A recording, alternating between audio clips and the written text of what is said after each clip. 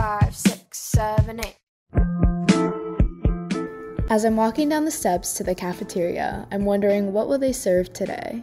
I go with the rice and pork. Immediately, my plate is stacked with a mountain of rice, a good amount of pork, and a ton of vegetables. At the end of lunch, my plate is left with rice and a chunk of those vegetables, and when I look over at my friends and my peers, I see the same. Imagine the food you waste at lunch each day. Now think about all your classmates, all your teachers. There are over 300 people in the high school alone, each wasting food every day.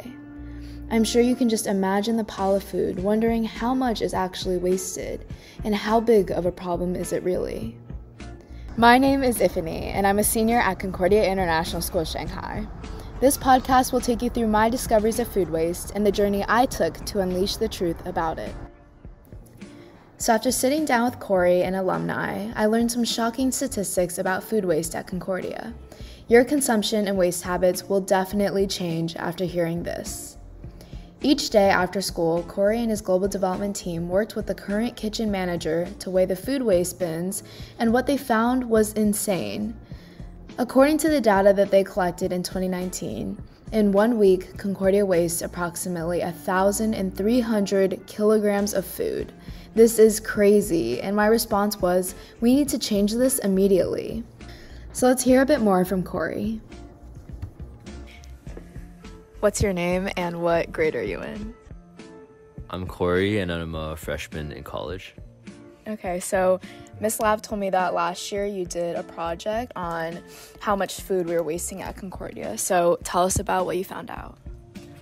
Basically, we found out that, I think what we found is that there were around something crazy like at least 50 kilograms to 100 kilograms of food wasted at the school every day. So we collected data during 2 weeks, and we would go to school every day at like 8 p.m. and then weigh all the trash that was collected.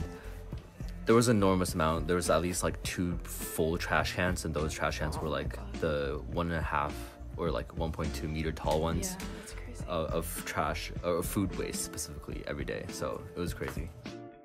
So after you learned this, what did you think was the next step? What did you think the solutions were? One solution that we thought of was having the cafeteria make less food, which I don't know if it's possible because they still technically have to serve everyone. But again, if they were better at predicting how much food students would eat, then it would make food waste a lot better. Yeah, that's nice. So, in my opinion, I feel obviously it's everyone's individual responsibility. So if they're wasting less food and finishing the food, or if they're asking for less, where do you think the impact is in that? Because even if they ask for less food, that food is still being produced. Do you know what I mean? Yeah, so I think there has to be a communication first with the student body, and then second with what's the catering company called again? The what? What's the Aramark? Yeah. Oh yeah, Aramark. So obviously, if students demand less food, they'll consume less food. But also, Aramark needs to realize that they are overproducing and they need to cut their production. Yeah. So I'm assuming since you took global development that you're familiar with SDG number 1, which is zero hunger. In producing less foods, how do you think that could affect those who have food insecurities, or do you think it would affect them at all? This is a tough question. A lot of what food scarcity has to do with in the world, at least from my time in GDS, was that there was an incorrect allocation of food, not a net shortage of food. But I guess for some specific types of food, cereals or rice that can be stored for a long time, or other grains that can be stored for a long time, if less of that is wasted, then it can of course be allocated differently and be given to those areas with food scarcity instead of going to those places without food scarcity. So do you think if we shared this type of data now, it would act as a good wake-up call for Concordia students?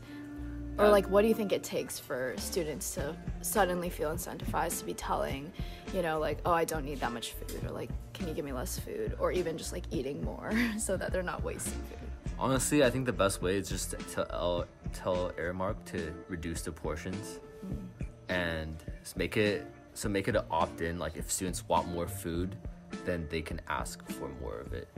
But if they don't want to, then Aramark can give them less food. And I guess that's also good for Aramark because they can reduce their budget by just producing less food. And I think it would be fine if they keep prices constant, because if the student asks for more food, then they can always serve it. Yeah, I think it's definitely better for like them to ask more than to ask for less. Yeah. So like always start with less.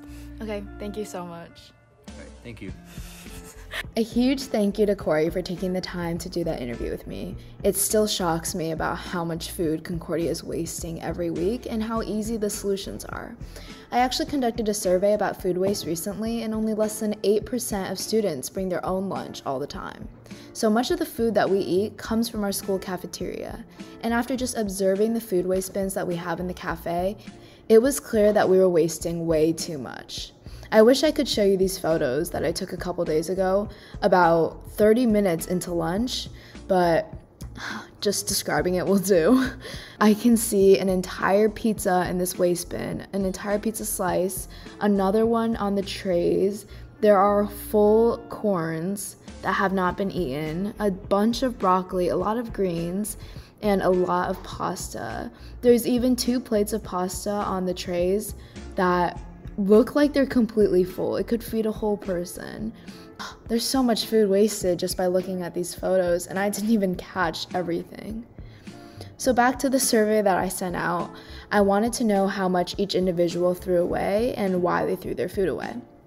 And according to the data that I got back on how much each person wasted, on a scale of 0 to 10, 0 being wasting nothing and 10 being wasting all of their food, the average answer was 2.46. So on average, an individual wastes about 25% of their plate. And their answers range from 0 to 8. Next, I asked why people threw their food away, and 72% said they didn't like the food, and 50% said the portions were too big. Immediately, the problem of portions being too big can be solved. Students must be responsible in asking for less food when lining up in the cafeteria. For those who said they didn't waste food, I asked why not, and they said it was because they either specifically asked for smaller portions, or that they forced themselves to finish everything, or that they were just really, really hungry that day. Lastly, almost everyone said they wasted the most food at Concordia. This problem is right in front of our eyes, and we are all the cause of it, all responsible to figure out some solutions. On Thursday, I went to a Own What You Eat event where food waste is a topic that the host focuses on a lot. So I went to one of these events about a month ago, and I actually learned quite a lot. I even went home and conducted more research, and here's what I found out. Americans discard nearly 40 million tons of food a year, or 80 billion pounds of food. Another shocking statistic I learned from a video I came across called "Food Waste is the World's Dumbest Problem" is that 40% of the food we produce never gets eaten, and this wasted food is a huge contributor to climate change. So in this podcast, I'm focusing on the Sustainable Development Goal number 2, Zero Hunger, number 12, Responsible Production and Consumption, and number 13, Climate Action, as they all overlap a little bit. An interesting solution that UCSB, University of California, Santa Barbara, discovered and implemented was smaller plates. Seems really simple, right? But it actually is that simple. The average dinner plate has grown by 36% since 1960, and at UCSB, they just switched their plates to smaller ones and reported them to have a profound impact. In China, they have stepped up and made efforts to reform its food systems and meet one of the goals for the United Nations by 2030, and that goal is zero hunger. And as a recent UN report warned the world that it is on the verge of the worst food crisis in 50 years, at almost 690 million people in the world being undernourished in 2019, China decides that it is time we step up. Around 17 to 18 million tons of food is discarded annually in urban areas in China, an amount that could feed 30 to 50 million people for a year, according to a study by the Chinese Academy of Science and the World Wildlife Fund. This statistic is so shocking and so distressing that it was even hard for me to believe. Now, thinking about food waste on this larger scale in China and even in the world, I ended up talking to a few of the hosts at this Own What You Eat event. So let's hear what David had to say. David Laris is the global chef and chief creative officer of Cachet Hospitality Group.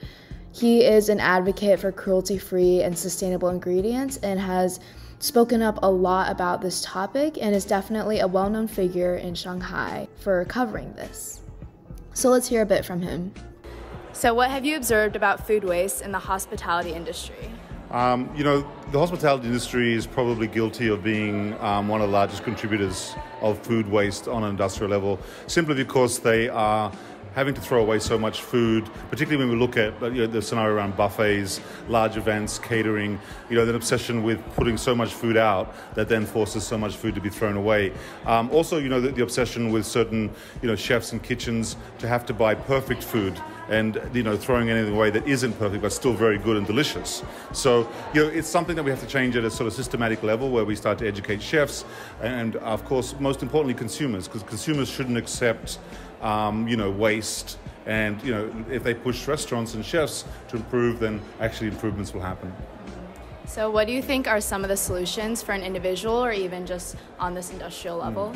So as an individual, eat less by, not wasting is one of the principles. So, when you go to a restaurant and you order more than you need, well, you're going to end up wasting it, and that's not going anywhere, that's going back in the bin. So there's simple things consumers can do. Just be conscious of the food you're ordering.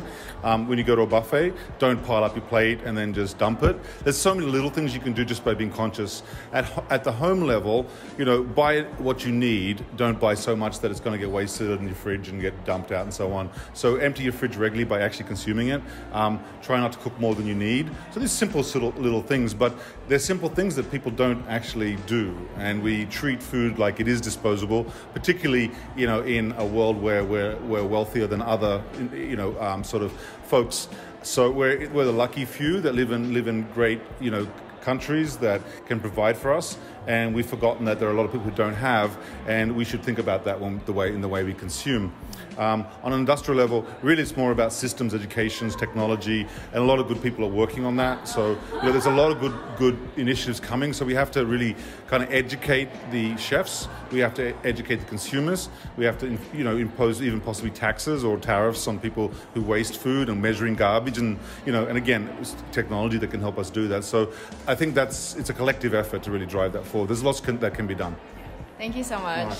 I also met with Ellen, who David introduced me to as a founder of an app who aims to tackle the food waste problem. And I was able to speak to her and her co-founder Samir over WeChat, and they said a lot of really interesting things. So Samir stated that there needs to be more supervision in managing food at both the retail level and the consumer level. He believes there are not enough penalties on these bad practices. On an individual scale, he believes that more education is needed on the overall impact of food waste, such as its environmental effects and its effects on our global ecosystem. Institutions need to start educating at the lower level and penalizing at the higher level. Ellen talked to me about the app, and they were explaining how they're launching this app with the aim to help restaurants and other F&B establishments to turn over unwanted inventory.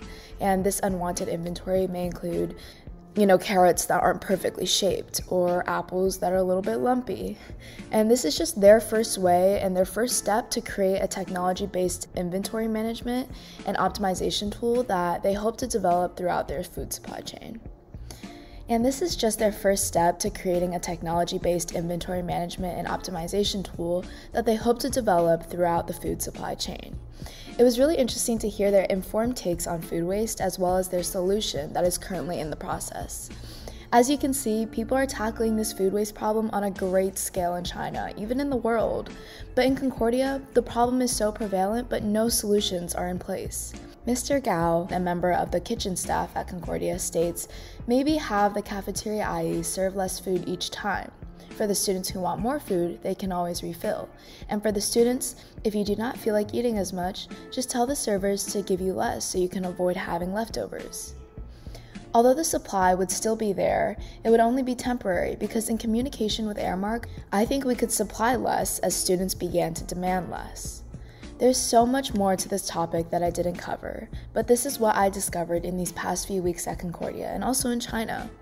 Food waste is a problem for everyone, but it starts right here, right now, with our school cafeteria.